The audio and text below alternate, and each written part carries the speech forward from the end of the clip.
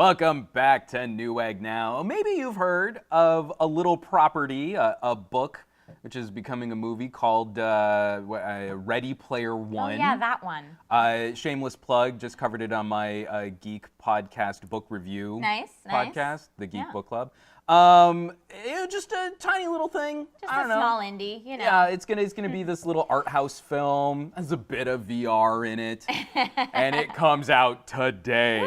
We're looking at this as one of those things. I think it could be an interesting consumer tipping point for moving the conversation forward, helping build even more VR craze than we're currently seeing. Which would be awesome. Here to talk more about VR and maybe even some Ready Player One, we have Jonathan Sutherland from the HTC Vive team. Welcome, Jonathan. Hey, how's it going? Thanks for having me. Yeah, can you tell us a little bit about what you do at HTC?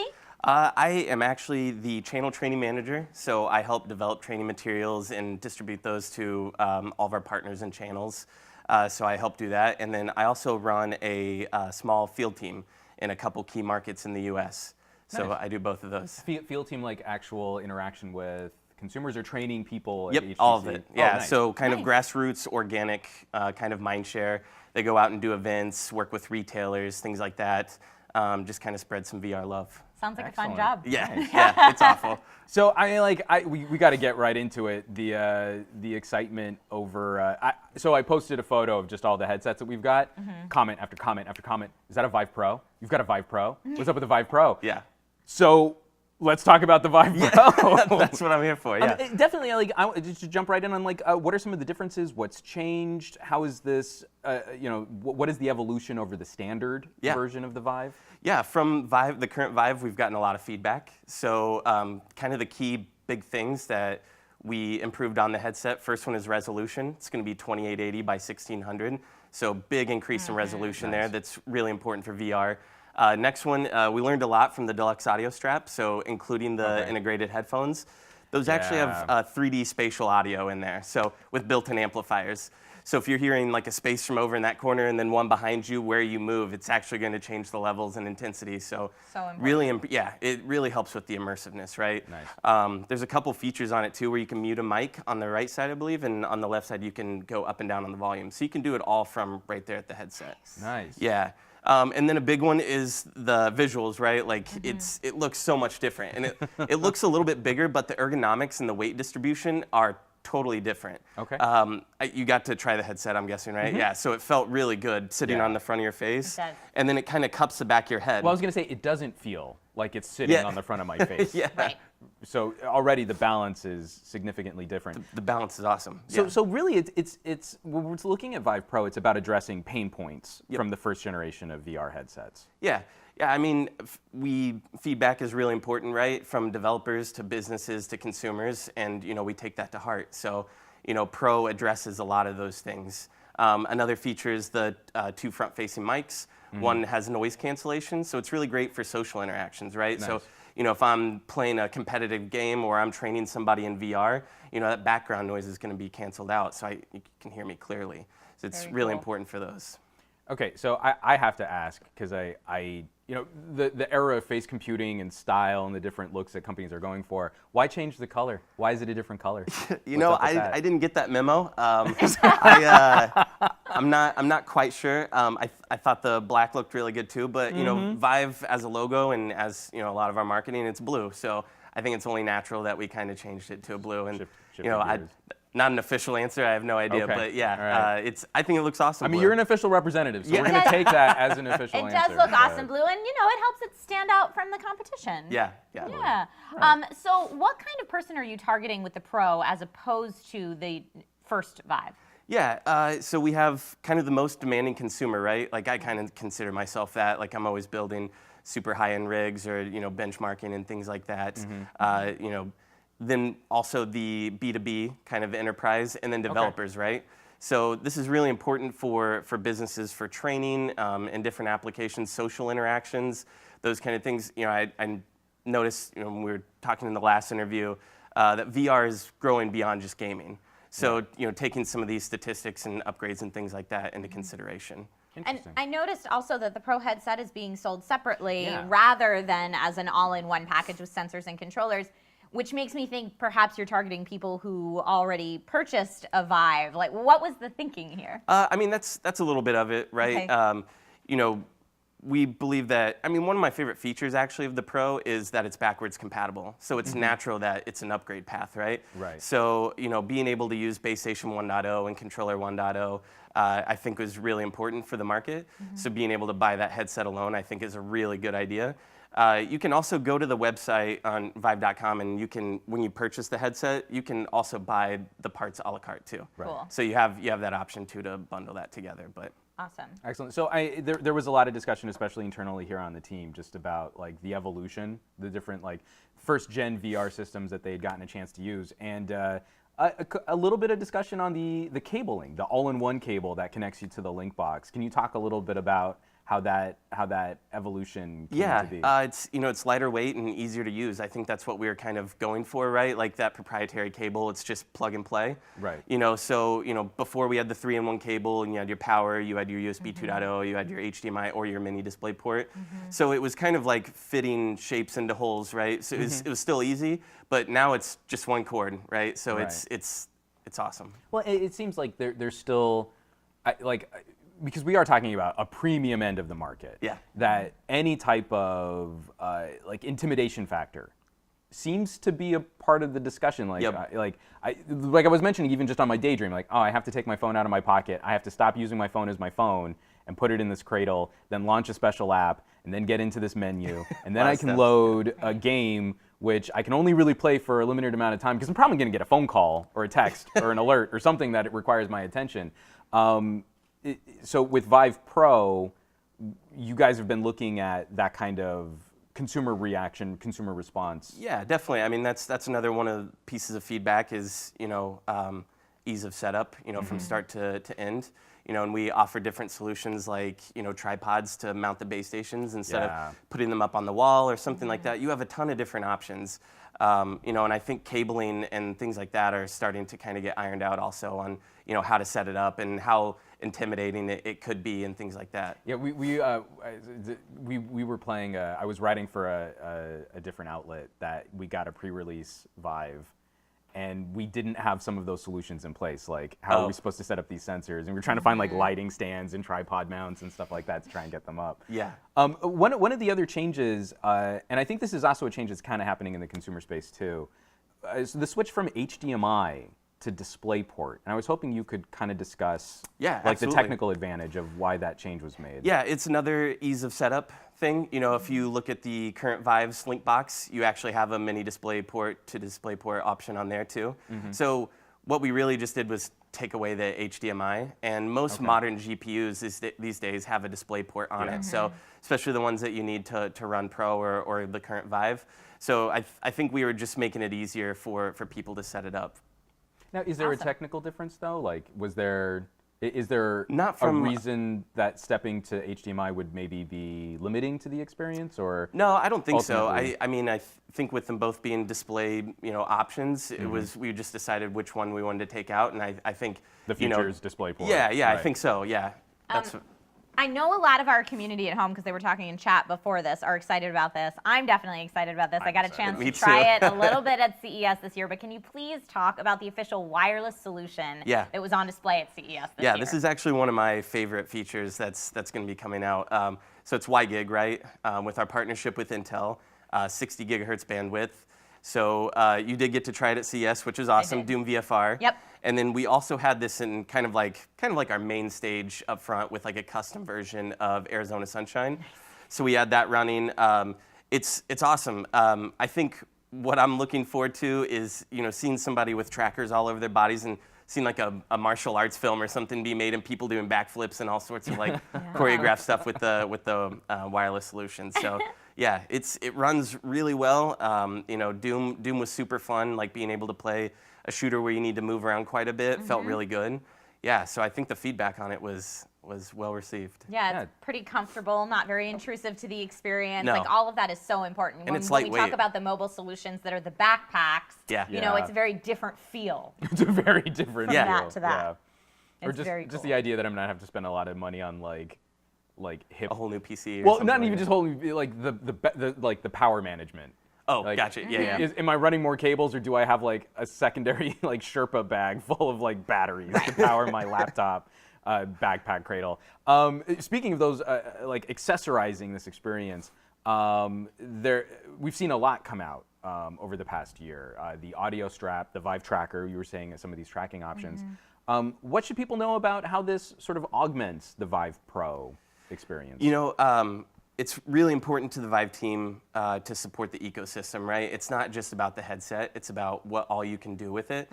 Tracker is another one of my favorites. You know, you can search online. There's a team called Ikinema that actually tracks somebody's full body. So they're using two controllers, one on their waist and then two on their feet.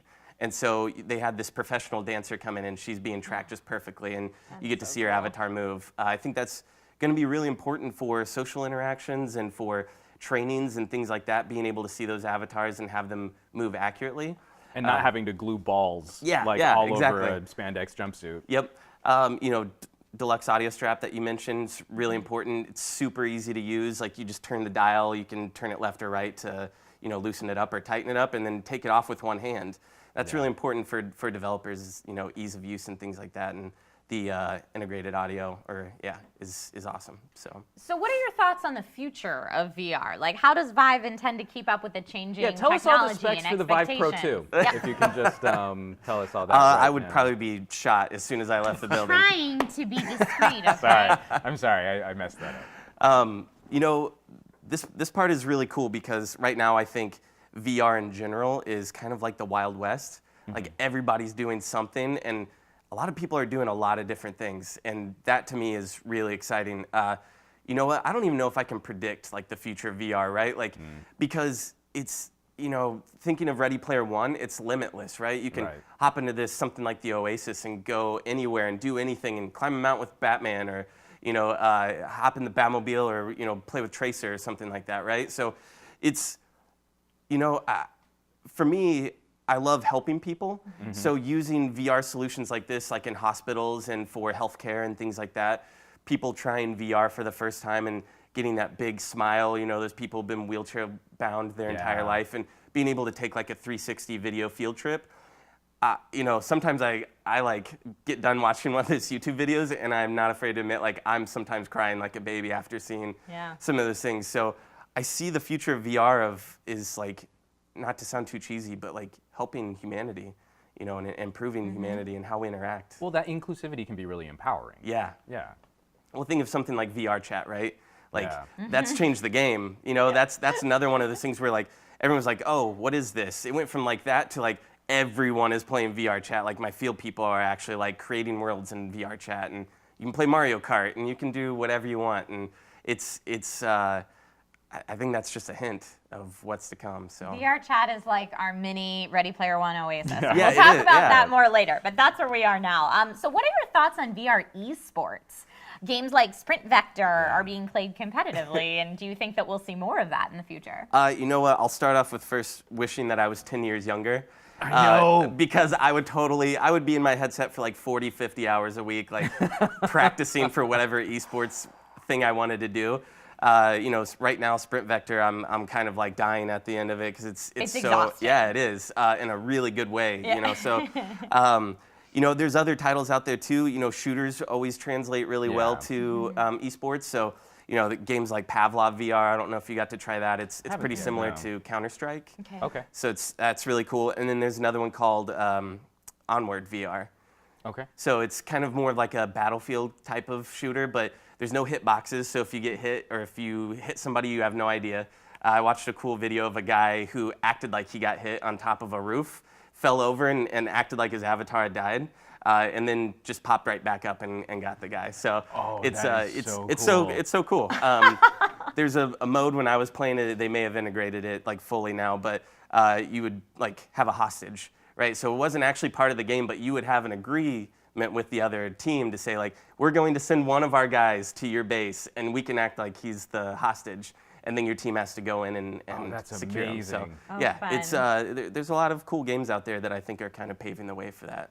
But yeah, that's very cool. So already seeing that, I mean, like, again, you know, when VR first arrived, and it's just demos and tech demos, and look, I can walk around the bridge of my favorite starship or something like that. we're starting to see this actually contributing to innovation Yeah. in gameplay. What is your view on VR adoption in general? Is it where you would expect it to be? We're kind of coming in around the 2-year mark for some of these Yeah. more premium solutions. How does this compare to when like the Vive was first released? You know, I think a lot of people, just in general, when you think of VR, you don't actually know what you're getting into until you actually try it, right? Like, so many people will say, oh, you know, what's on that screen right now? Is that what they're experiencing? And every time I'm like, no, that's No. really just for me to give them direction. Like, it's going to be totally different, right? Right. So I think a lot of people didn't know truly what to expect when Vive first came out. But as you know, more demos were rolling out and more people were getting their hands on it, I think the excitement is continuing to grow and grow and grow. I think we're in a really good space. And then introducing Pro, we're, like I said, really listening to the community and developers and things like that. And we're continuing to build the ecosystem. We're continuing to innovate on the HMDs and really thinking about the people who will be using it. That extends past just gamers, Right. businesses and healthcare and all those kind of things. So when you have enterprise and the medical fields and government all thinking about VR, I think that kind of says something about VR and Vive as a The as a health whole. of the industry. Yeah. Agreed. Now, we've been doing a lot of teasing of the Oasis and Ready Player One, and We're gonna you talk about guys it. have been working on some Ready Player One content that I think we have a trailer we can Yeah, check out. can we pop that up? Get ready.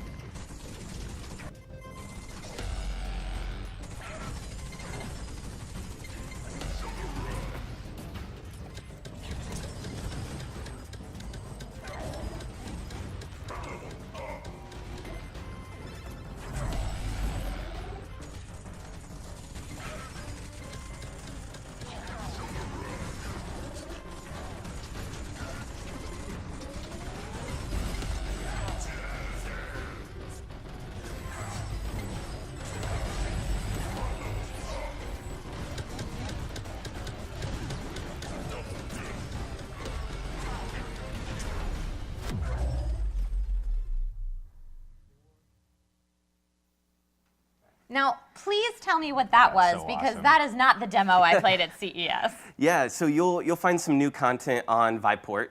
So you can go and download that now, and it's going to be free. So that was actually Rise of the Gunters. So without spoiling any of the story or anything like that, or telling any of the back end, but when I demoed it, it feels like Unreal. Do you remember like the Unreal Tournament? Totally. Like fast-paced Twitch shooter. Like that's what it feels like to me. So locomotion feels really good. You can teleport. You get the choice of 6 different guns, right? And so you just run through this battlefield and you're fighting all these different enemies. And so it gets really hectic and you get this like, I forget what they call it exactly. To me, I call it like beast mode. You just get this crazy gun and you shoot this laser at everybody and build up a high Cool. score. Yeah, it's really fun and it's one of my favorites. Now, because it's Rise of the Gunters, is there like player customization that they can? I mean, obviously licensing issues. It's not Yeah. going to be like the movie had issues with licensing for all the different properties of the book. There are talked different about, but- avatars you can choose. Okay. Yeah, they're preset there. So you're not like the Sixers. You're No. not just like this, like one look avatar. Yep. Okay, good. I just wanted to make sure. And for the people out there who are more VR chat inclined and less Battlefield inclined, you can hang out in H's basement and stuff like that. And that's Yep. a little bit about like what I got to try out. So there's some Ready Player One content for everyone. It's really exciting. Yeah. So one last question before we let you go. I mean, because we had the conversation, we still have the Nook up on Yeah. the table here.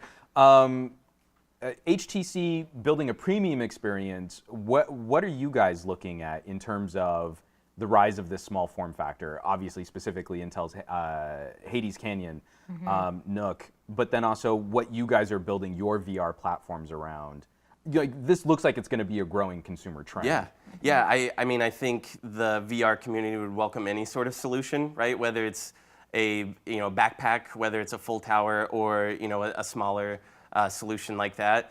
I could see VR arcades slapping this onto a wall and tethering at your cord, and you'd have 8 to 16, 24 people all lined up playing from those machines. But yeah, I mean, you talked about cable management, and while we're waiting on wireless to come, this is something that you could easily manage cables with, and not have things maybe drag the floor or wire it from the ceiling or anything like that. But all of those are really good solutions, and it's awesome.